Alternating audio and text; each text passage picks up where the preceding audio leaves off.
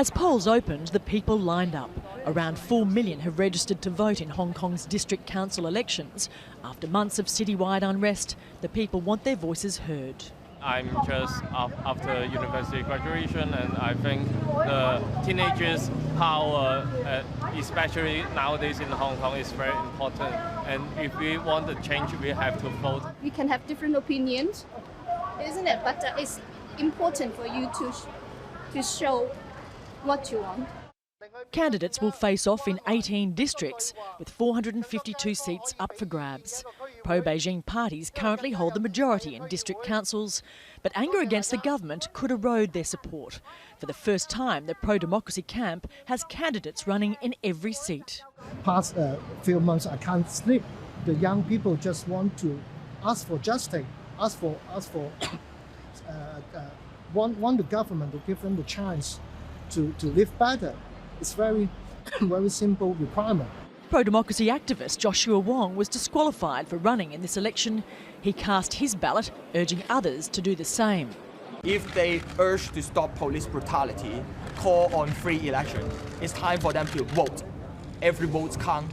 Vote when we still have election. Police have been deployed to monitor the polling booths. After months of violent clashes, the city's leader has called for calm on Sunday's vote.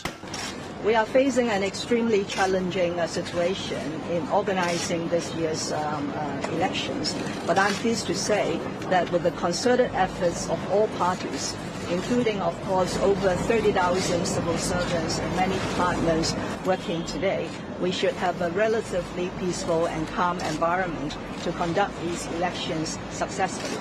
The pro-establishment camp may bear the brunt of public anger, but analysts say it's unlikely the pro-democracy parties will secure a majority.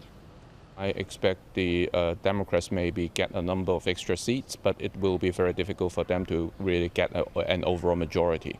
The district elections are normally a low-key affair, with campaigns focusing on local issues like garbage collection and bus routes. But it's the only election in Hong Kong which is decided by direct suffrage, and a small group of district councillors play a crucial role sitting on an election committee which chooses the city's next leader.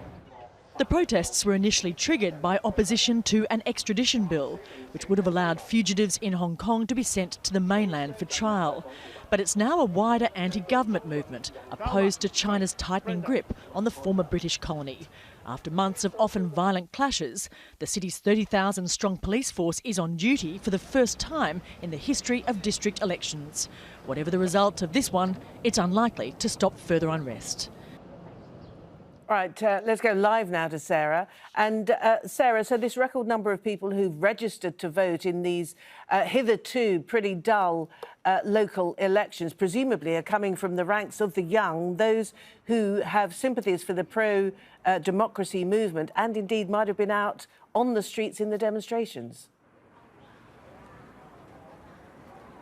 That's certainly the indication so far. In the latest figures, we now have 1.7 million who've cast their ballots at Sunday's district election. So, as you mentioned, 4.1 million people have registered to vote. That's a record number registering.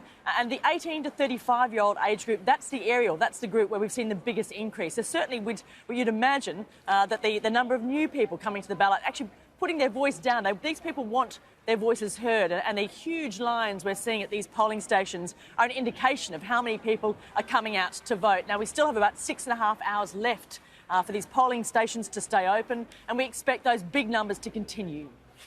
Right. Now, if there is a significant increase in terms of the pro-democracy vote, what sort of power would it allow for that contingent in these district councils?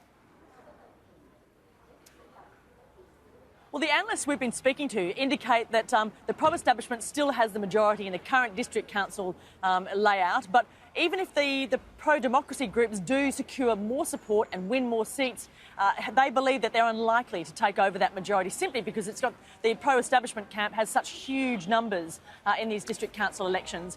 But this particular vote, this election, is considered also a barometer or a test for the public support for these ongoing protests, which, as you mentioned, have been going on for months now. And they're not just the weekend protests anymore, they're weekday. We've seen massive transport chaos across the city city where the transport systems have been paralysed. So people will be looking to see whether or not there's still public support for those protesters and if there'll be further unrest as a result. All right, Sarah, thank you very much. Sarah Clark there, live in Hong Kong. Right.